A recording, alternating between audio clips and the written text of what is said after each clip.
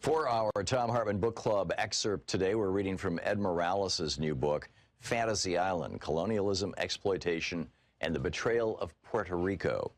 This is from the first chapter. There was never any doubt that the United States wanted Puerto Rico for its own when it began a war with Spain near the turn of the 20th century. Cuba had been in the throes of independence war with Spain off and on since 1868.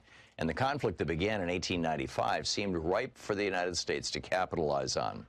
The sinking of the USS Maine, an American naval ship destroyed by an explosion while moored just outside Havana, fueled American entry into the war.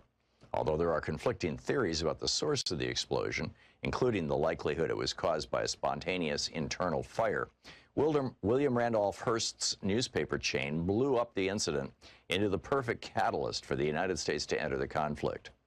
When Theodore Roosevelt entered the fray with his army of Rough Riders, the whole affair came as no surprise to anyone who'd been paying attention to the lust U.S. government leaders and military had long expressed to expand southward and westward.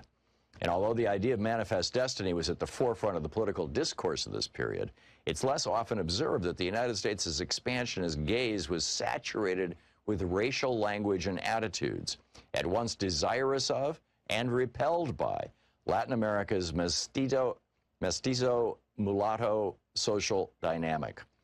The Haitian Revolution at the end of the 19th century and into the 20th created a U.S. obsession with both Cuba and Puerto Rico because of the potential of a similar black-led revolt on those islands.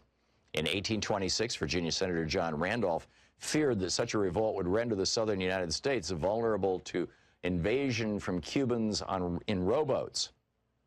For this reason, he objected to the United States participating in the 1826 Panama Congress because American diplomats would have to endure the horror of a U.S. diplomat taking his seat in the Congress, quote, beside the native African, their American descendants, the mixed breeds, the Indians, and the half-breeds, without any offense or scandal at so motley a mixture, end quote. The logic driving this perspective underlined not only the importance of slavery to the emergence of capitalism in the 19th century, but also, as Matthew Karp points out in this vast southern empire, the extent to which slave owners and their elected representatives disproportionately shaped U.S. foreign policy. Going back as far as the Haitian Revolution, fear of a successful slave rebellion in the newly formed United States strongly motivated Southern politicians. As Karp mentions, to that end, Presidents Madison and Monroe, quote, used overwhelming force to destroy black maroon settlements in southern Florida, end quote. Fear of slave rebellions also briefly united the interests of American slaveholders and Cuban elites who wanted independence from Spain, but in the late 19th century, after abolition, Roosevelt's forces fought in conjunction with Afro-Cuban armies against their common Spanish foe.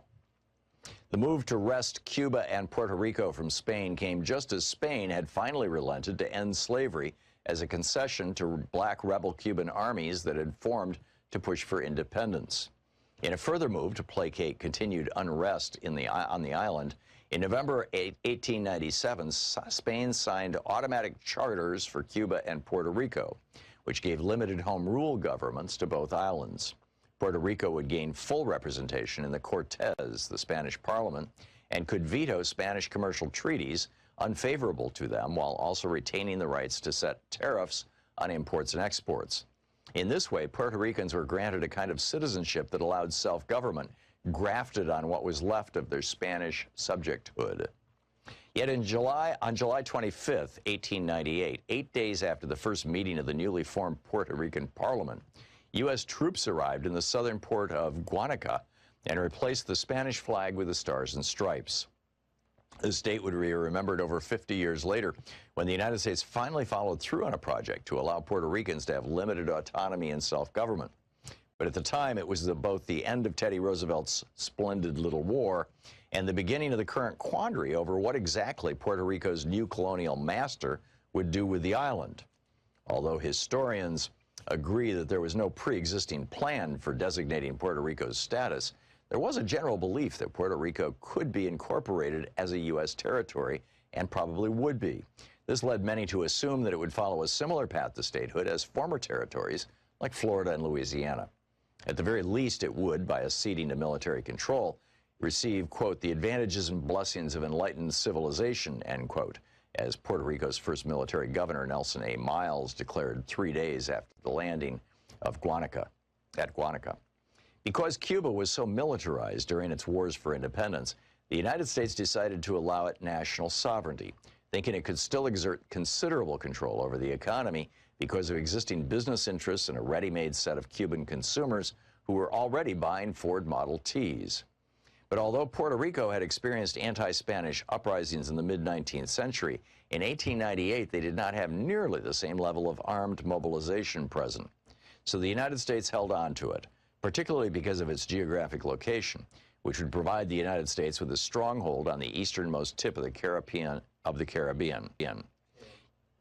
The book is Fantasy Island by Ed Morales.